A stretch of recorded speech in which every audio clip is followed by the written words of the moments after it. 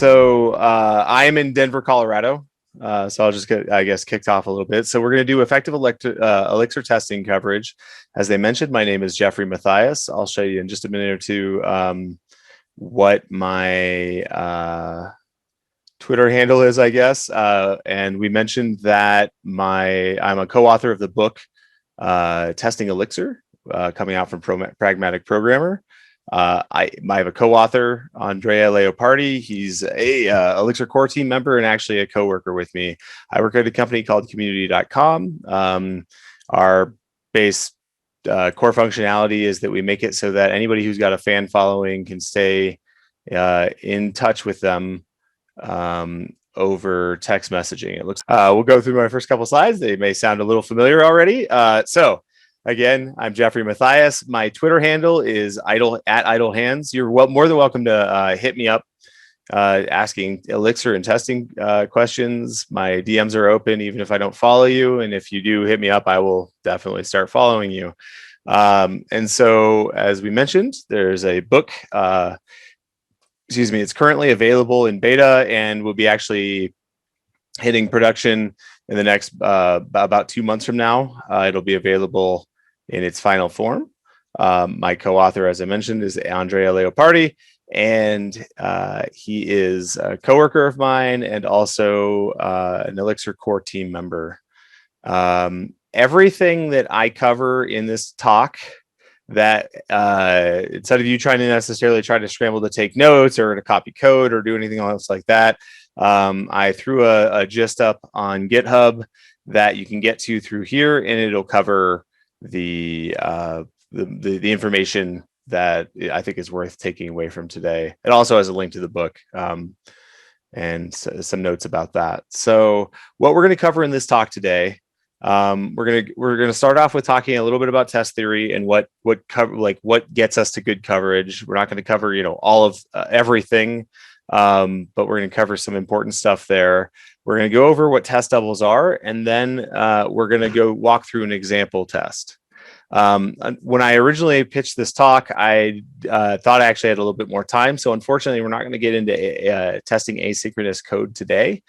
Perhaps if I was not such a chatty presenter, we'd be able to make through time-wise, but unfortunately, it's not going to happen. You're going to see that I do just talk a lot. So the first thing we're looking at when we're actually trying to figure out whether or not we have good test coverage on things, and I guess more importantly, why we care about good test coverage, is that ultimately, if we've got a well-written test, it means that we can go change our implementation, we can go refactor our code and feel very confident that our code is still behaving correctly. So even though we refactored things or changed up the way that it works, it is still performing correctly.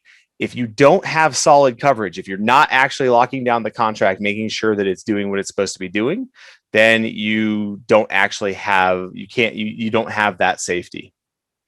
So the two main things that a test is focused on, and this is what's covered by the assertions of your test, are return values and side effects.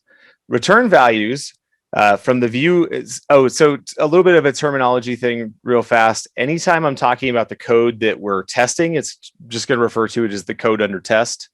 And then the test process itself is our test, right? It's the actual Elixir process that's executing our test code. So from the perspective of our test process, a return value, we exercise our code, we run the code first, and then whatever comes back to the test process is a return value. Probably not a big surprise. And then the other side of it is what side effects are. So when we exercise our code under test, often our code will actually do something else. It'll send a message to another function. It'll call another function out, especially outside, like a non-private function, maybe in another module, or sometimes we've got code that calls out to another service, depending on the scope of the code that we're testing.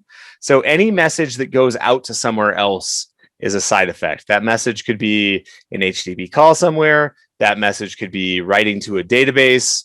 It can be plenty of different things. But anything that's not purely And in fact, it can be a request for information, right? Making a call and asking something, like even asking the database for information. That's a side effect of what's happening. And so the way we want to think about our code from the perspective of the test is that our code under test should have a very strong box written around it, a mystery box. So we know we can see everything on the outside of that box.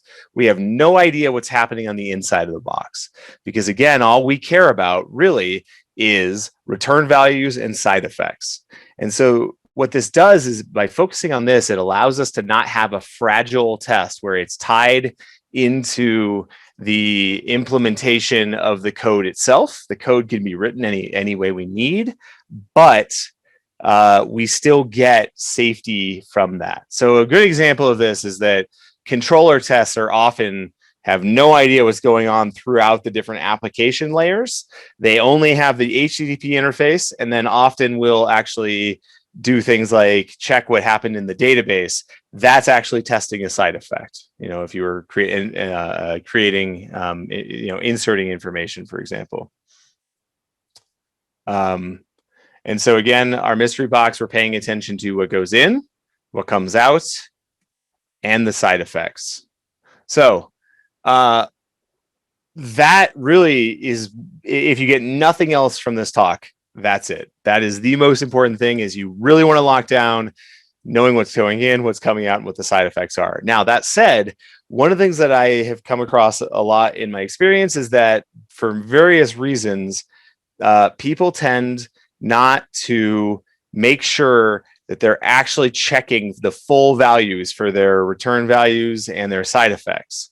And so I'm going to go over some tooling that I with some other coworkers over the last few years we've kind of built out that really help you make sure that your values are really are covered and paid attention to. And so again, this is I've presented. Eventually, this is actually going to be out in a library.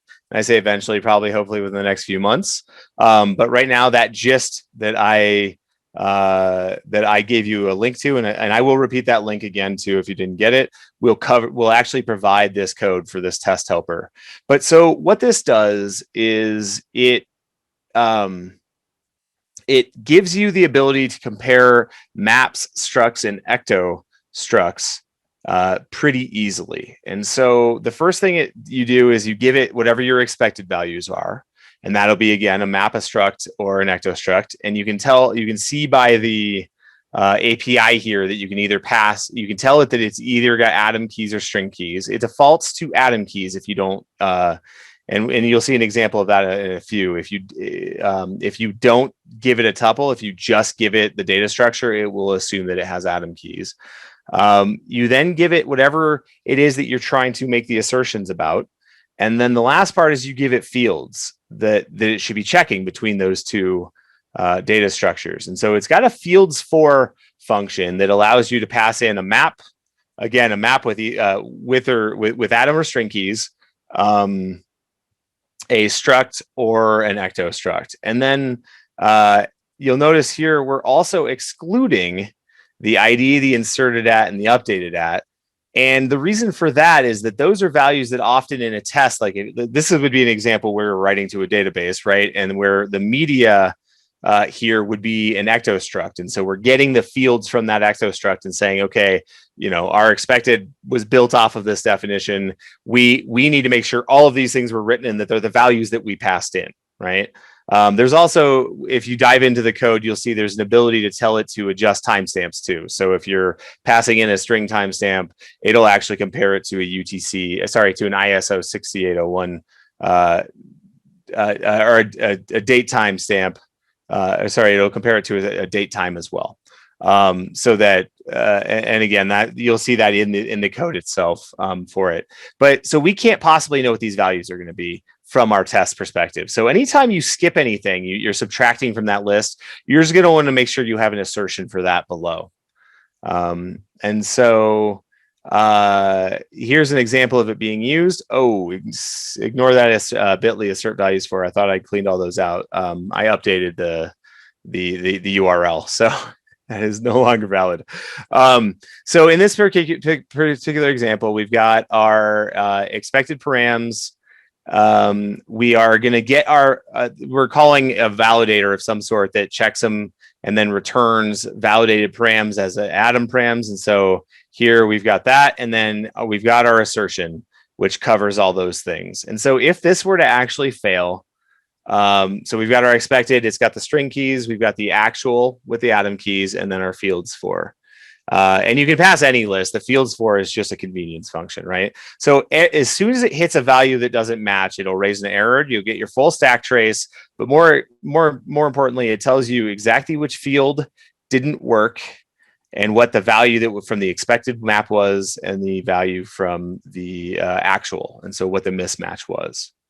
And so this makes it really easy to, if you go add new fields to things, the test will actually just say up to date. You don't have to, it makes it easier to keep your test thorough without having to test every single value every time and not having to actually be quite as careful about making sure you add new values when you've added new values to your data structure, which is probably the biggest place where I see that kind of, see more and more coverage gaps happening.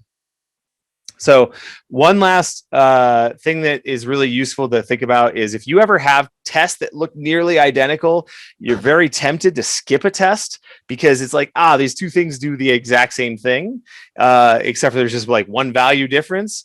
Instead, just write use a list comprehension around it. So in this particular case, you can see that we're saying, hey, it's a state machine. If we try to change the state when this is the existing state, if we're trying to make this call, then new and close both don't let this state transition happen. So what you do is that in your test description itself, you always have to have a different test name. So you'll have to reference. So you'll leverage the variable for your list comprehension to change the test state name. This is the only really weird part about this, is that you have to, inside of the test, so up in the test name, you're just referencing the variable. Inside the test, you've actually changed, so you need to use unquote, which is a little piece of metaprogramming, to actually bind the variable from the list comprehension to a local variable. And then after that, you'll see that we were passing the state in as part of our setup. And then the rest of the test is the same, except for that our failure message in our assertion on our errors here, our failure message is actually going to reference the specific state.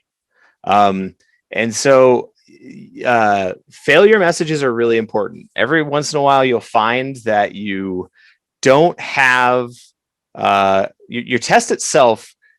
Let me take a step back. It's really nice to always fail your assertions and see what it looks like when they fail.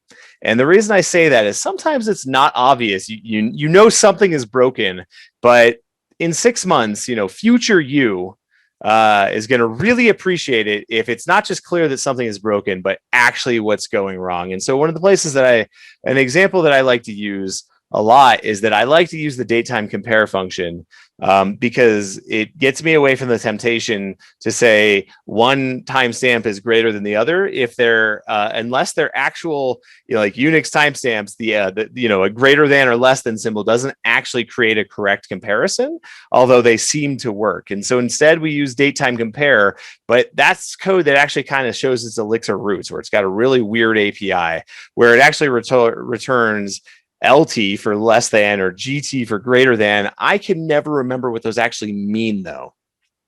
And so when I'm writing this test, I do remember what they mean because I just looked up the API for datetime.compare because I couldn't remember it.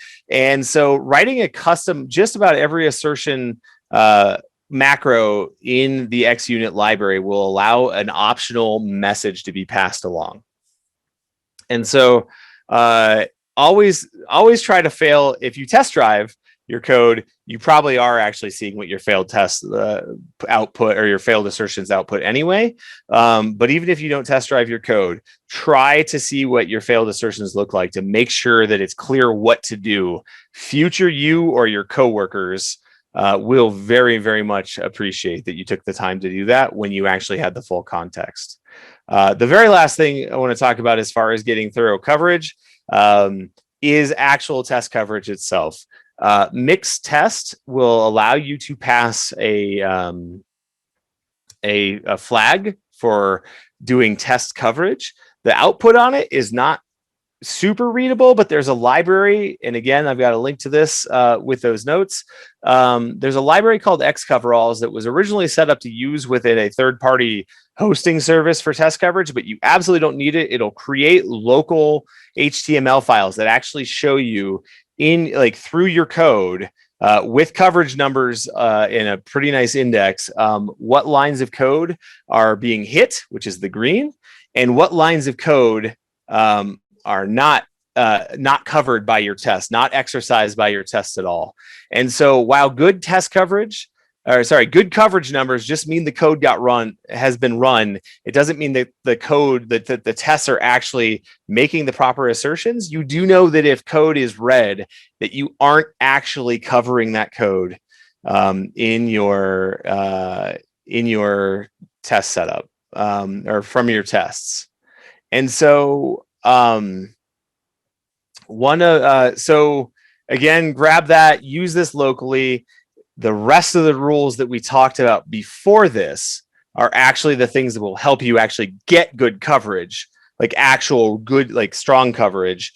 The test coverage tools like this just let you know where you're missing coverage. And so you have to do your own due diligence. You have to make sure you follow up and cover the correct code.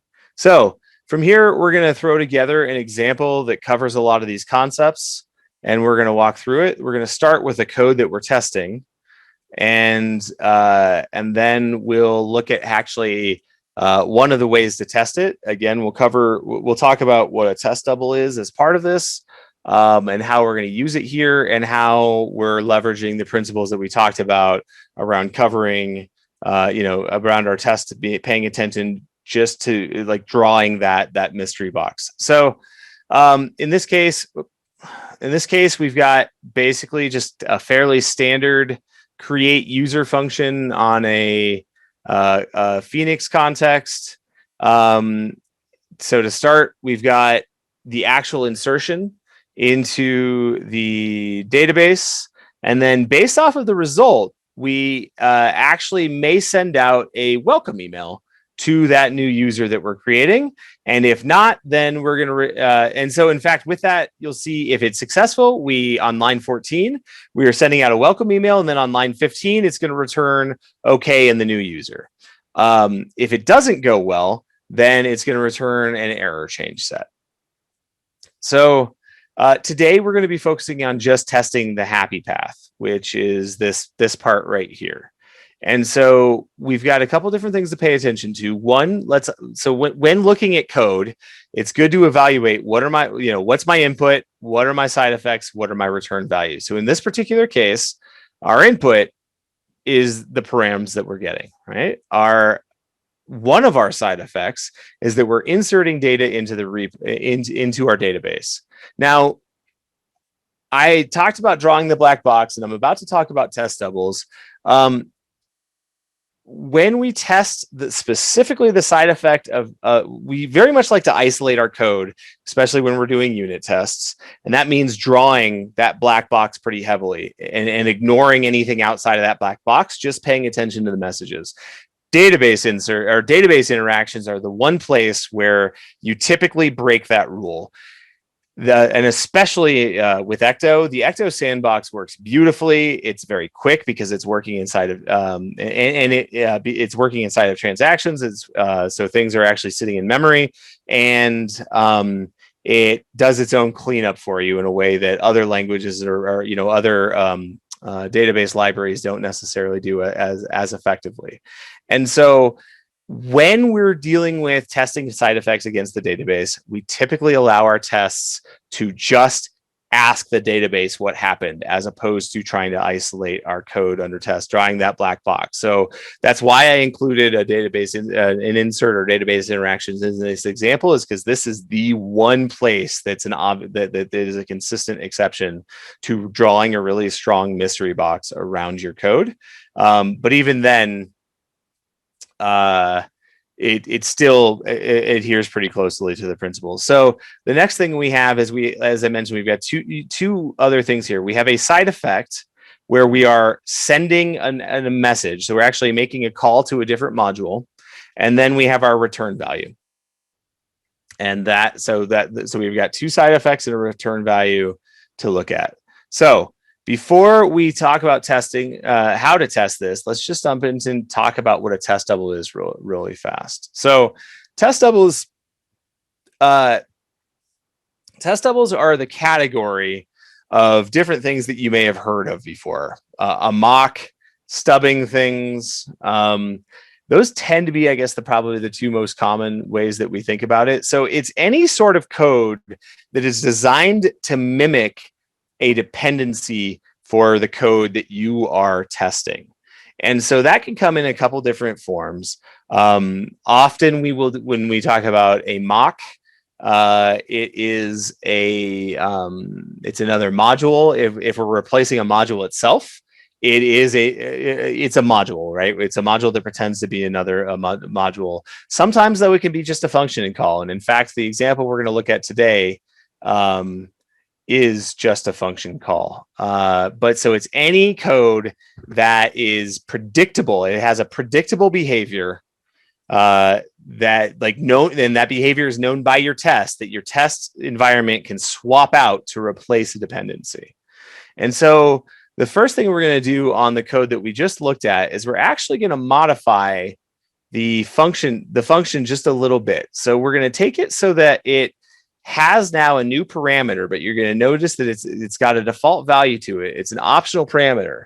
And so that it's going to be the email function. It's the function that our code is going to call to send that email. In this particular case, we're going to give it the default value, which was the original function that we'd been using. So we've got a reference to that module function and the arity. This is a reference to the exact function that we had been using previously. And then we've modified our code so that it's calling that function instead. Now, this form of dependency injection here is one way that you can insert a test double. Another common way, and something that is useful when your test can't directly call the part of the code under test that actually needs to use the test double, would be to use the application environment. So application.getEnv, and then you can have it so that your test makes sure that in the test environment, the test double is there. In the production environment, the real thing is there. But this is one of the simplest versions. When you're focusing just on a unit test, you've really got that strong mystery box drawn just around code. This is an easy way to do this. Another place where you might use something like this is if you actually need to insert, if you've got a function that's time-based, that's behavior actually shifts depending on the time. You could actually have, datetime.utc now as your default value, and then you can actually pass in a different function that returns a value specific to your test, so you can lock that down. So, as I mentioned, we've updated our function signature. We've got our function call. And let's look then at what the test looks like on the other side of this. So the first part of a test is our setup. Pardon me for half a second.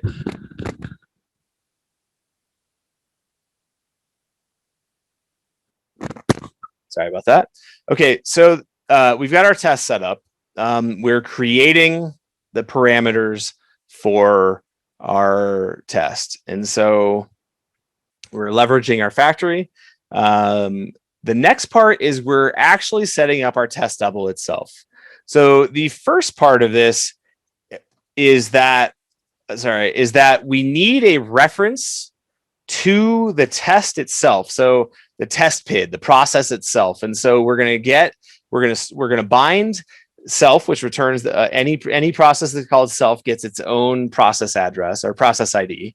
We're going to test that. We're going to bind that process ID to a variable, and then inside of our test double, which in this case is a function that we're writing, we're going to reference that test PID You can't have, it's very important to note that the test PID is being defined outside of the function, because this function itself will not actually get run. None of the code inside of this function will get run until it's being executed in the code under test during the exercise portion, like when we're actually exercising that code.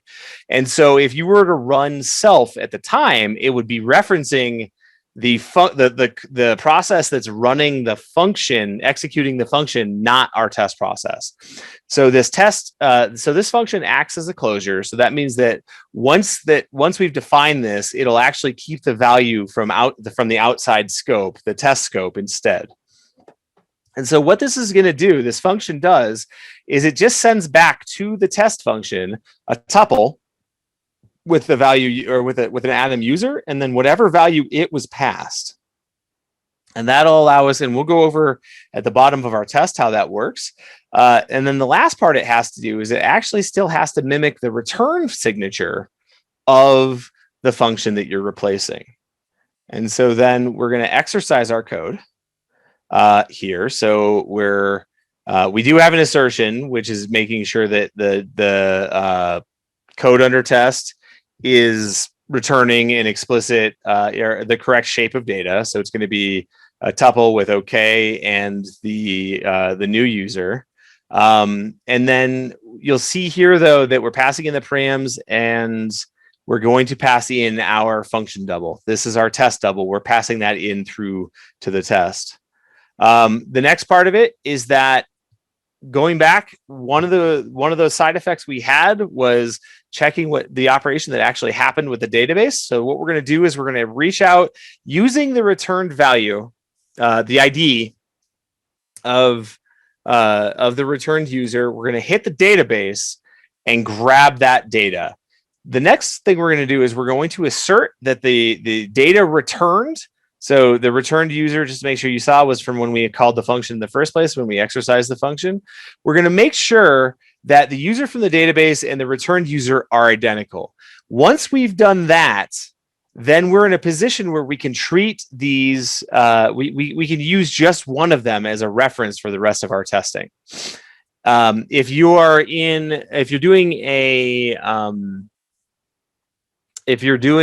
working on a controller test, for example, though, and going the same approach, you're going to actually have to do assertions against both the return values, because they're going to be formatted differently. A return value is going to have string keys. It's not, and the dates are going to be in a different format. So you're going to actually have to make a separate set of assertions against the return value and what's in the database, but you still want to do both of those things. And so then we have our assert values for, and because we assumed that, or because we asserted on line 20 that both the user from the database and the returned user are the same, we can use just one of them inside of our test. And then you'll see that we've got the fields for is using our user struct as its reference for those fields. And then we're subtracting, and this is again one of those functions that you're going to find on that gist that I'm providing. You're going to find DB assigned fields. Those are just ID inserted at and updated at. And since you've got your own code, if you need to modify that, that's great. And it also allows you to add additional fields that are specific to your use case.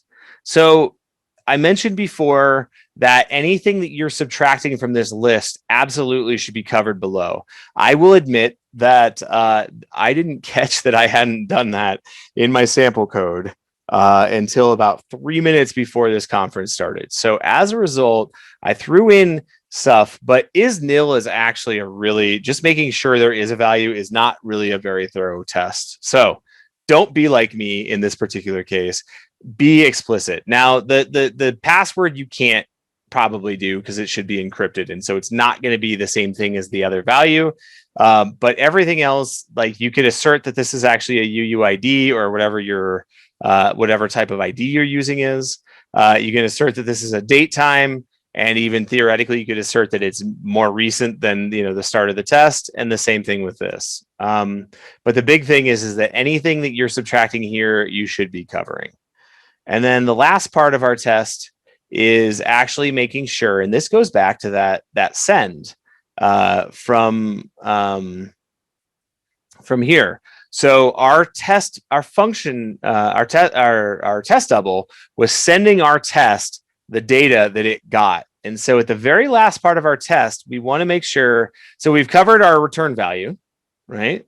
We've covered our the first side effect, that was the things that were being inserted in the database. The last thing we needed to cover is that call out to the email.